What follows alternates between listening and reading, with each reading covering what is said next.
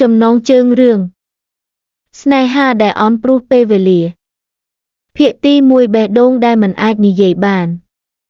វួយអ៊ីងជាបុរសស្លូតបូតមិនសូវនិយាយច្រើនប៉ុន្តែមានចិត្តសុទ្ធសាធនឹងស្នេហាដែលជាក់ស្ដែងគាត់ជានិស្សិតនៅមហាវិទ្យាល័យមួយដែលនៅទីនោះគាត់បានជួបនឹងនារីម្នាក់ឈ្មោះនីត្រាស្រីដ៏ស្រស់ស្អាតនិងពេញនិយមគ្រប់ពេលដែលគាត់ឃើញនាងញឹមឬនិយាយជាមួយមិត្តភក្តិវួយអ៊ីងមានអារម្មណ៍ដូចជាភ្លើងចាំស្នេហាប្លែកបានចាប់ឡើងនៅក្នុងចិត្តតែគាត់មិនដែលមានភាពក្លាហានដើម្បីនិយាយថាខ្ញុំស្រឡាញ់អ្នកគាត់ជំរើសឲ្យស្នេហារបស់គាត់នៅក្នុងភាពស្ងៀមស្ងាត់ដូចជាខ្យល់ល្មើសស្រទាប់មិនគ្រប់គ្រាន់ដើម្បីរំខាននឹងជីវិតរបស់នាងតែគ្រប់គ្រាន់ដើម្បីឲ្យបេះដូងគាត់ឈឺរាល់ថ្ងៃភាគទី2ពេលនិយាយពិតតែបេះដូងបែកបាក់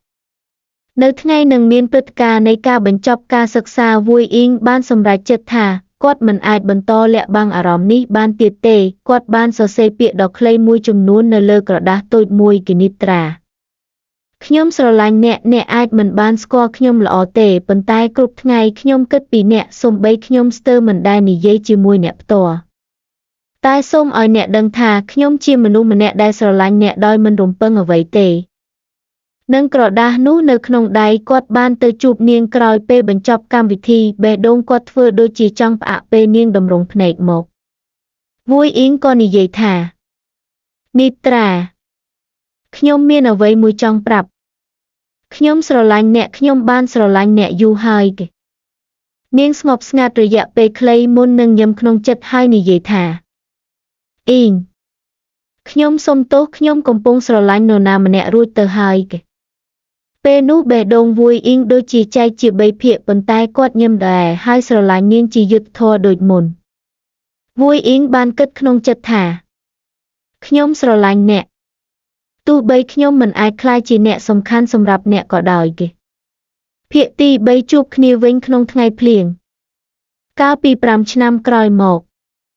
វួយអ៊ីងបានក្លាយជាអ្នកសរសេររឿងដូចអ្នកកំពុងសរសេរនេះដែរគាត់សរសេរអំពីស្នេហាដែលមិនបាននិយាយអំពីការរងចាំអំពីនរណាម្នាក់ដែលធ្លាប់ធ្វើឲ្យបេះដូងគាត់ចាស់ទៅជារៀងរាល់ថ្ងៃគាត់មិនដែលស្រឡាញ់នារីផ្សេងទៀតសោះស្នេហារបស់គាត់នៅតែស្ងៀមស្ងាត់ប៉ុន្តែស្ថិតនៅទីនោះជានិច្ច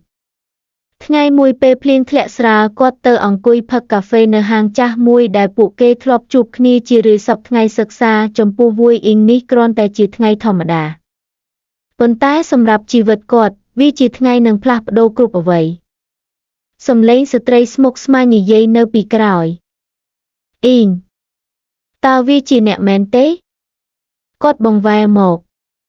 នីត្រាបន្ទាប់ពីរយៈពេលជាច្រើនឆ្នាំភ្នែកនាងនៅតែដូចមុនប៉ុន្តែភ្នែកនោះពោរពេញដោយការស្ទាក់ស្ទើរ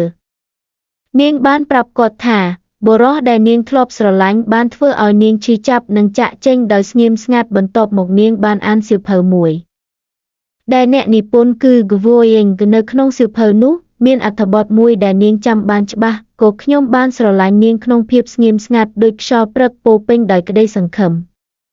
ប៉ុន្តែអាកាសធាតុមិនដែលស្ដាប់បេះដូងខ្យល់នោះឡើយគឺភ្លៀងនៅតែធ្លាក់តែពេលនេះគេមិនស្ងៀមស្ងាត់ដូចមុនទេនាងនិយាយស្ទើរតែជាសំឡេងខ្យល់ប្រសិនបើពេលនោះខ្ញុំបានយល់ខ្ញុំមិនដោះស្រាយបែបនោះឡើយអ៊ីង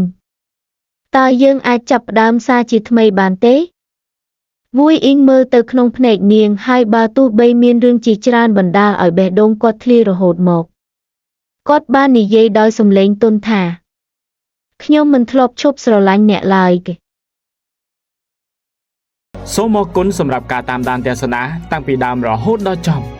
សូមជូនពរប្រិយមិត្តឲ្យជួបតែស្នេហ៍ពិតហើយឈប់គិតដាក់ទំនេរ admin ទៀតទៅទុកផ្លូវឲ្យ admin រករឿងថ្មីផុសទៀតផងសូមអរគុណ